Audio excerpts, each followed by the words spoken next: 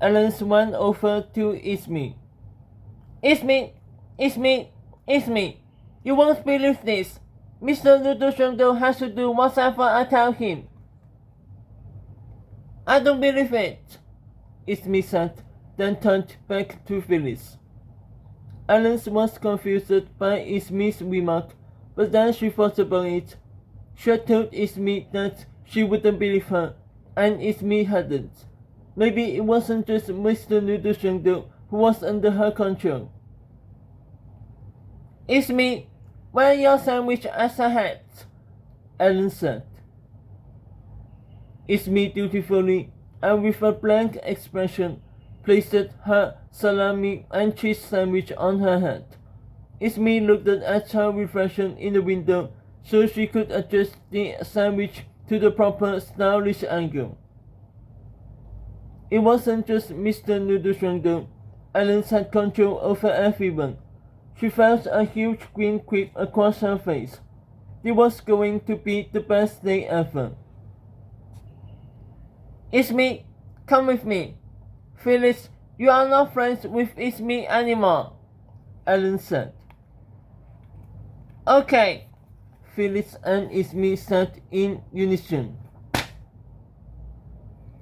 Alan wasted no time crossing the cafetorium to get to Didi, who was still working on her comic book with Whammy. With every step, Alan squinted wider as she thought about what she would say to them. Oh, hi, Alice, Didi said as she looked at her. You wanna see what we... Alan cut her off. I'm your best friend. Didi's expression became slack as her eyes went cold. You're my best friend, she repeated. Tell me I have the best ideas, Alan said. You have the best ideas, Didi said. Tell me that every 5 minutes. Alan turned and regarded Whammy. You really love this comic book you and Didi are working on, don't you? Yes, Whammy said, his voice empty of emotion. Well, if you love it so much, you better eat it, Alan said. Immediately, Whammy took the comic book and stuffed it into his mouth. No word balloon, no sound effect, no panel was spared from his munching molars. Alice, what are you doing? Jeremiah asked. Did you just come and want me to ink guys' paper? Wouldn't you be more comfortable somewhere else? Alan asked dismissively. Like in the garbage can? Jeremiah dutifully walked to the garbage can and climbed inside it. He sat there, looking strangely at peace. This is fantastic, Alan shouted, nearly vibrating with excitement. She let out a cackle, her head thrown back with the rush of power. Finally, everything is going to go exactly the way I want it to. You have the best ideas, Didi said. You bet your priorities I do. Alan could not stop smiling.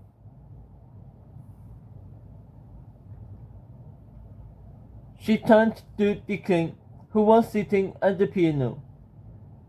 I'm tired of row, row, row your boat, Alan said. You're going to play at me already by extra well. You must know who they are. They're the best K-pop band in the world. The king's fingers touched the keys as if they had minds of their own, playing the dramatic opening of At Me Already.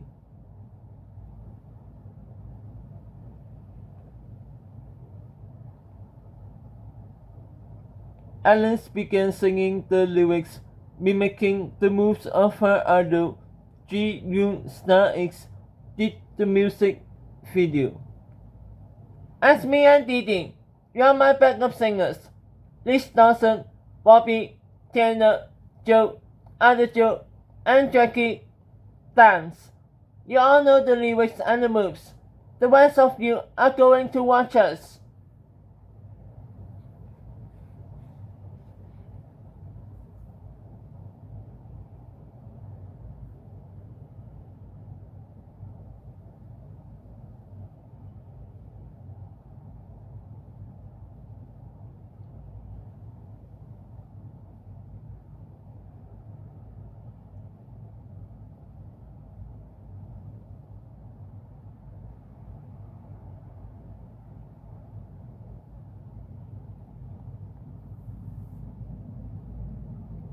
And they all did exactly what Alan told them to.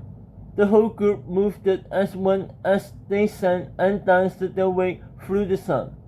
High kicks, hip shimmies, and complex turns were achieved with perfection. Each trial was known for their intricate, synchronized dances, and each of the kids nailed the motions perfectly, while the rest of the school just stood and watched.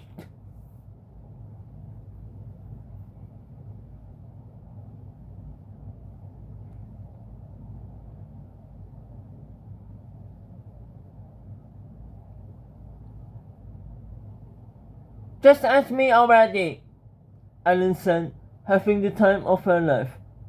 Boom boom, buckle, sit with you. I'm sick of being alone. She was having so much fun dancing to her favorite song, with everyone following her lead, that the ending came before she knew it. The whole group leaped as one, only to drop to their knees and slide forward for a powerful finish. And then there was silence. Everyone stared at Ellen with cold, glassy eyes. She swallowed, the sound echoing across the cafeteria.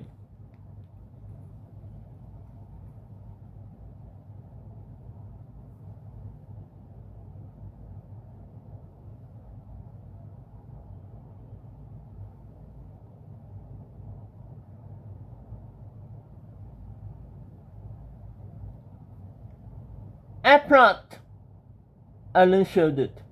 All the students and teachers in the cafeteria began clapping their hands as hard as they could. The sound made Ellen feel a little better, but that comfort was quickly erased by the fact that the clapping just didn't stop. Everyone kept applauding, blank faces above clapping hands.